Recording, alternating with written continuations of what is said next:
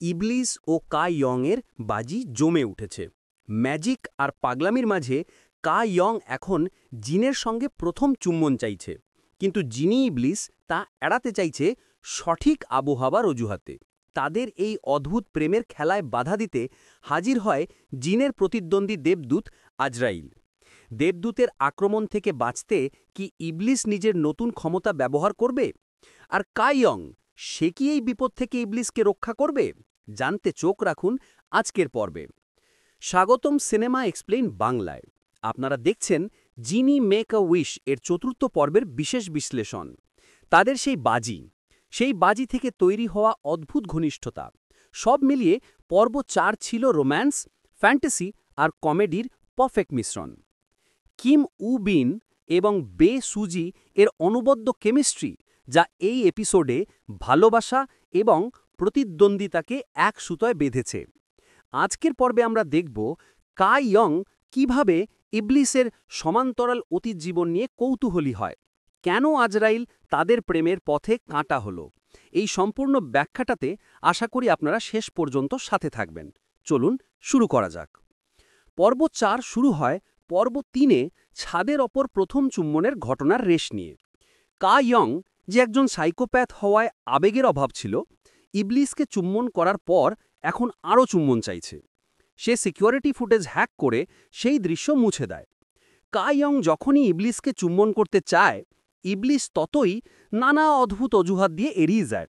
সে বলে সঠিক আবহাওয়া হতে হবে, বৃষ্টি হবে এবং সাথে অ্যালকোহলও থাকতে হবে। এই দৃশ্য তাদের সম্পর্কের কমেডি দিকটি তুলে ধরে। ইবলিস কা ইয়ংয়ের অতীত জীবনগুলো খতিয়ে দেখতে শুরু করে। সে দেখে এক জীবনে কা ইয়ং একজন বার্তাবাহক ছিল এবং মৃত্যুর হুমকির সম্মুখীন হয়েছিল। এই দৃশ্যগুলো কা ইয়ংয়ের প্রতি ইবলিসের কৌতূহল এবং ভালোবাসা বাড়িয়ে তোলে। এই অংশে আমরা ইবলিসের ভাই আজরাইল সম্পর্কে আরও জানতে পারি। সে ইবলিসকে হত্যা করার জন্যে বছরের পর বছর ধরে অপেক্ষা করছে এবং কা ইয়ংকে তার পক্ষে টানার চেষ্টা করে। আজরাইল কা ইয়ংকে সতর্ক করে যে ইবলিসকে ভালোবাসা খুবই বিপজ্জনক, কিন্তু কা ইয়ং তার কথায় গুরুত্ব দেয় না। সে আজরাইলকে ঠান্ডাভাবে প্রত্যাখ্যান করে এবং ইবলিসের পাশেই থাকার সিদ্ধান্ত নেয়, যা তার চরিত্রের আবেগহীন কিন্তু বিশ্বস্ত দিকটি দেখায়। ইবলিস কা ইয়ংকে নিয়ে এক ভোরে এক ছাদে যায়, যেখানে তারা সত্য লেখার পালক খুঁজে বেড়ায়।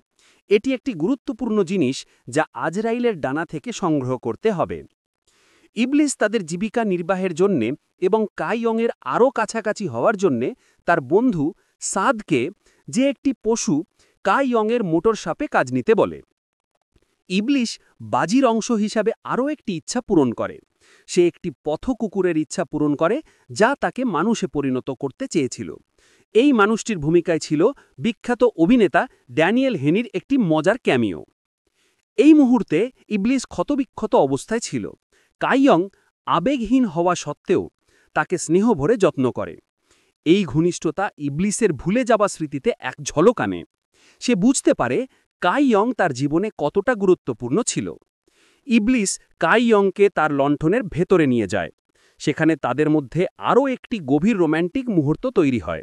লণ্ঠনের ভেতরের জাদুকরী পরিবেশ তাদের দুজনকে আরও ঘনিষ্ঠ করে তোলে। ইবলিস তার লণ্ঠনের ভেতরের দেওয়ালে লেখা কিছু জিনিস পড়ে।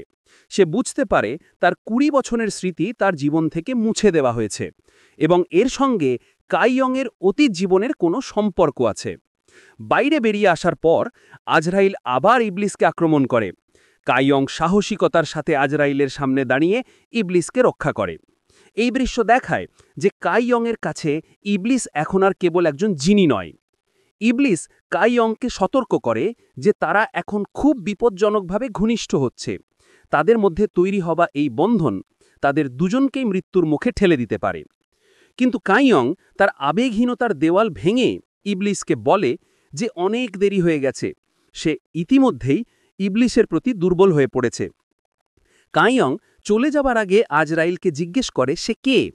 তখন আজরাইল প্রকাশ করে যে সে হলো মৃত্যুর দূত, যে কাস্তে দিয়ে মানুষের আত্মাকে নরকে পাঠায়।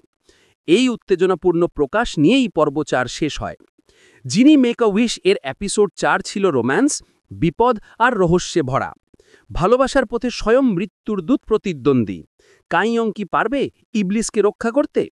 পরবর্তী পর্বের উত্তেজনাময় বিশ্লেষণ মিস না করতে চাইলে চ্যানেলটি সাবস্ক্রাইব করুন এবং বেল আইকনটি প্রেস করে দিন। আবার দেখা হবে নতুন কোনো কোরিয়ান ড্রামার ব্যাখ্যা নিয়ে। সুস্থ থাকবেন, ভালো থাকবেন।